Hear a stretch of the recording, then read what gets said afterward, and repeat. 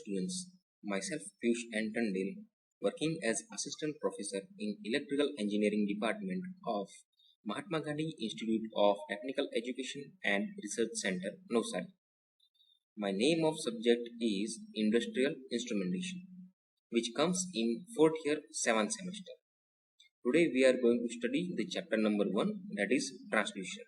So before going into the chapter number 1, we need to understand what is instrumentation. So starting with flow of content. Introduction to instrumentation. In this session, we are going to introduce our instrumentation. Then after static characteristics of the measurement system and dynamic characteristics of the measurement system. In this topic, we are going to learn basics of static characteristics and dynamic characteristics. Then after, we are going to see some different definitions of the static characteristics. So let's start with introduction to instrumentation. So the measurement of a given quantity is an act of result of quantitative comparison between an unknown quantity and predefined standard quantity. So let's take an example of weight. Suppose we are going to measure the weight. How we are going to measure the weight? How we are going to measure the weight? We are comparing with some standard value. Let's say in order to obtain meaningful result of measurement, there are two requirements. The first one, that is standard use of comparison purpose must be accurately defined and should be commonly accepted. And the second one, that is the apparatus used and produced development must be provable, that is accepted by all. So this is how we are going to measure any quantity or any value. So we need some kind of standard value which we are going to compare with the measured value. Okay, so this is called as a instrumentation. Now static and dynamic characteristics of measurement. Right now the performance characteristics of the instrument are mainly divided into two categories. The first one, that is the static characteristics, and second one, that is the dynamic characteristics. Now let's study about the static characteristics. The set of criteria defined for instruments which are used to measure the quantity which are slowly varying with time or mostly constant, that is do not vary with the time, is called as a static characteristics. So as its name indicates, static means static. So it is not going to change with respect to time or going to vary very slow with respect to time. On the other hand, if the quantity is going to change with the time, we can call it as a dynamic characteristics. Now, the various static characteristics are accuracy, precision, sensitivity, linearity, reproducibility, repeatability, resolution, threshold, drift, stability, tolerance, range, or span. So now we are going to study all these in details. So starting with accuracy. It is the degree of closeness with which the reading approach the true value of the quantity to be measured. The accuracy can be expressed in the following three ways. Okay, so what is the accuracy? Accuracy is the closeness with which the reading approach to the true value. So true value. So whatever value we are measuring, suppose we are measuring weight. So closeness of that weight, suppose we are measuring a weight of 5 kg and that is from the standard value. Okay, now we are measuring with different our measuring gauge. At that time the closeness with the 5 kg is called as its accuracy of that instrument. So starting with point accuracy. Such accuracy is specified at only one particular point of the scale. It does not give any information about the accuracy at any another point. Okay, so in the point accuracy, the accuracy at some specific particle points. Okay, now second one, that is accuracy as a percentage of scale span. When the instrument has uniform scale, it is accurately may be expressed in terms of scale range. So accuracy is defined on the whole scale in the percentage range. Now accuracy as a percentage of true value. The best way to concern the idea of accuracy is the specifying it in the term of true value. of the quantity being measured. So whatever the true value, as we already talk about 5 kg. So at that time the closeness with the 5 kg is called as a accuracy, as a true value. Now next is precisions. The term precisions means two or more value of the measurements are close to each other. The value of precisions differ because of the observational error. The precisions is used for finding the consistency or reproducibility of the measurement. The conformity and the number of significant figures are the characteristics of the precision. So closeness with each and every reading, that is defined by the precisions. The high precisions means that the result of measurement are constant or the repeated value of the reading are obtained. The low precisions means the value of the measurement varies. So different times, if we are measuring different times, the value is varying with a large range. It is called as a poor precisions. But it is not necessary that the high precisions reading give the accurate result. So it is different from high precisions and high accuracy. The precisions is composed of two characteristics, that is conformity and number of significant figure. So what is conformity? This value is as close to the true value, but the error created in the observed value is due to limited reading of the scale. So we are measuring it manually, or we can say human eye can reading that analog scale. So at that time, whatever the observed error that is introduced inside of our system, that is called as a conformity. Consider that the capacitor whose true value is 2356781 nanofarad is being measured on the capacitor meter.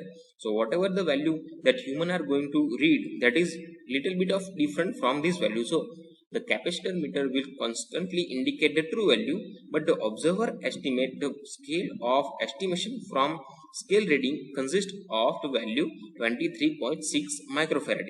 So it is going to consider as a observational. It is going to depend on the observer. The example indicates that conformity is essential, but it is not the significant condition for precision. Significant figure. They give an idea about actual information regarding the value of measurement and its precision.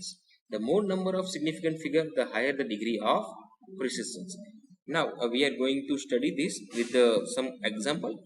Right now, as we can see over here, the first one is low accuracy and low precision. It means the reading we are taking at a different time, we are getting different value. The accuracy, if we need high accuracy, we need the reading at the center. But right now the reading are different from each other. That's why the accuracy is poor and precision is also poor. Now in the second figure, it have low accuracy because we need to target over here, but we are targeting over this point. So accuracy is poor, but precision is high because each and every reading are near to each other. Now in the third one, high accuracy but low precision. So the most of the reading are near to the center, but precision is very low because the value are differ from each other. Now in the final stage, high accuracy, high precision. So we can take all the reading at the center, and precision is high because each and every reading are close to each other. So I hope you are getting the point of accuracy and precision. Now we are going to talk about sensitivity. The sensitivity denotes the smallest change in the measurable value to which the instrument responds. So whatever the smallest change we are making in the input side, the instrument need to measure that. So it is called as the sensitivity of that instrument.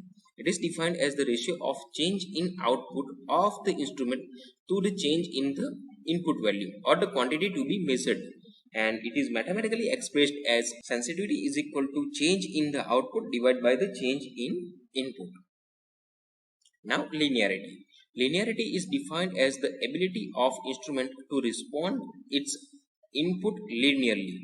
So we need to graph the output versus input and check the linearity of the instrument.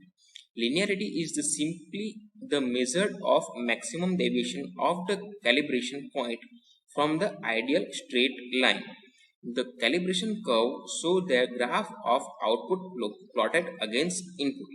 Okay, as we know, over here graph, that is the input, and over here output. So whenever we are going to change our input, our output is going to be changed. But at some point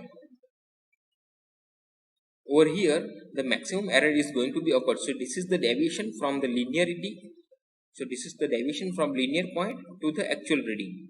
So linearity is defined as mathematically the maximum deviation of output from ideal straight line divided by the actual reading into 100. So we can find linearity in percentage. Next is error. It is also called a static error because it is not vary with time. It is a deviation from the true value to the measured value. We already know if we are going to measure the value of 5 kg and we are getting the value of 4.5 kg, we are getting the error of 0.5 kg, right? So that is called as a error. It involves the comparison of unknown quantity with the accepted standard quantity. The degree to which the instrument approach to its expected value is expressed in terms of measurement. Now, error may be absolute error or percentage error. Absolute error is the result of comparison between expected value of the variable and the observed value of the same variable. So, E is defined by AE minus AM. Over here, E, small e, that is our error, and capital AE, expected value of the variable, and AM, that is the measured value or the observed value. So it is different between the actual value and measured value. That is our error of the instrument. So percentage error is defined as the ratio of absolute error to the expected value of the variable when expressed in percentage. So percentage error is defined as absolute error divided by the expected value into 100, or we can also write like percentage error is equal to small e divided by AE into 100, where small e is our absolute error and AE, that is the expected value, and we can also write the value of E over here. So AE minus AM divided by AE into 100, that is our percentage error. Now we are going to quickly review the different definition, that is scale readability. Now, as the name suggests, most of the instruments that have an analog output display and read by the human observer who note the points or who note the position of the pointer on the calibrated scale. Generally, it is desired for the observer to indicate their opinion as how close they believe that the reading on the scale. This may be differed from the different observer. These characteristics depend upon the observer as well as the instrument. It is called as a scale readability. Now the next one, that is the scale range and scale span. So it is defined as the scale range or scale span of the instrument is the difference between the largest and the smallest reading of the instrument. Sometimes the accuracy can be specified in terms of range or span of an instrument. Okay, the scale range of instrument is specified by the lower and upper limit, in which the instrument is designed to operate for the measuring desired quantity. Okay, that is called as a scale range. Now next is over range. Now, what do you mean by the overrange, or what do you mean by the instrument overrange? Overrange of the instrument is the maximum value of the measured and that can be applied to the instrument without causing a change beyond the specific tolerance. That is called as a overrange. Now, next one, that is the dynamic range. Now, what is dynamic range? The dynamic range of instrument is defined as the ratio of largest to the smallest dynamic input that instrument can faithfully measure. So it is defined by the ratio of largest and smallest change. Next one, that is the reproducibility. Now reproducibility is defined as the degree of closeness by which a given value can be repeatedly measured. The reproducibility is specified for period of time, and perfect reproducibility signifies that the given reading that are taken for an input do not vary with time. Now next one, that is the repeatability. So or repeatability is the measurement of closeness with which a given input can be measured over and over again. So we need to repeat our readings. Repeatability is defined as the variation of scale reading. And it is random in its nature. Now the two now the two terms repeatability and reproducibility cause confusion because both terms are interrelatable and both measure of the closeness to which a given input may be measured over and over again. Hence, the difference is made between these two. That is, reproducibility is specified in terms of scale reading over a given period of time. Repeatability is defined as the variation of scale reading repeatedly is random in nature. Okay, so this is the difference between reproducibility and repeatability. Now next definition is drift. Drift is defined as gradual shift in indication over a period of time wherein the input variable does not change. So whenever input is constant and our output reading is vary with slightly different values, at that time we can call as a drift value. Drift is an undesirable quantity and it cannot be compensated for. Drift may be caused, drift may be caused because of environmental factor like stray electric field, stray magnetic field, thermal EMF, change in temperature, mechanical vibration, and etc. So these are different environmental cause that can change our output reading whenever we are going to give a constant input. The stray electrostatic and electromagnetic field can be prevented from affecting the measurement by proper shielding of the instrument. Okay, the effect of mechanical vibration can be minimized by proper mounting. So this is how we can eliminate these kind of environmental factors. The temperature change during the measurement process must be avoided or properly compensated for. Okay, so we need to also compensate the change in temperature. Now the drift can be classified into three categories. The first one, that is zero drift, second, that is span drift or sensitive drift, and third one, that is zonal drift. Now we are going to study each and everything in detail. So zero drift, it is the deviation from the output from its zero value when the variable to be measured is constant. So whenever we are going to supply a 0 volt, it is going to indicate some value, and when we are going to increase our input value, or whenever we are going to increase our input value, the output is gradually increased with it. So it is going to represent it like this. The scale reading, that is starting from some point over here, and whenever we are going to give our input from 0, it can be represented by the 0 setting. Now next, that is span drift or sensitive drift. Span drift or sensitive drift is the change in indication along the upward scale. So it is as our input is going to gradually increased, the reading can be gradually changed with the time. So this is correct. This characteristics as shown in figure over here, and it is called as a span drift or sensitive drift. Now next one, that is zonal drift.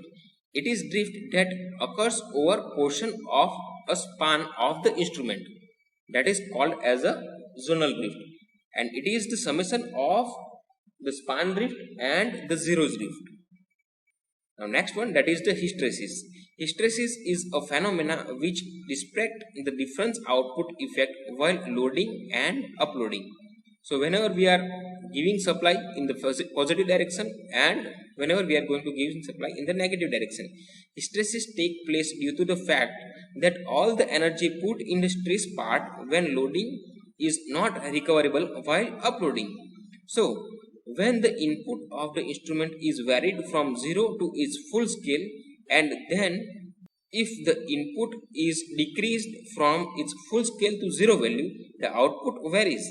The output at a particular input while increase and decrease varies because of the internal friction or the hysteresis damping.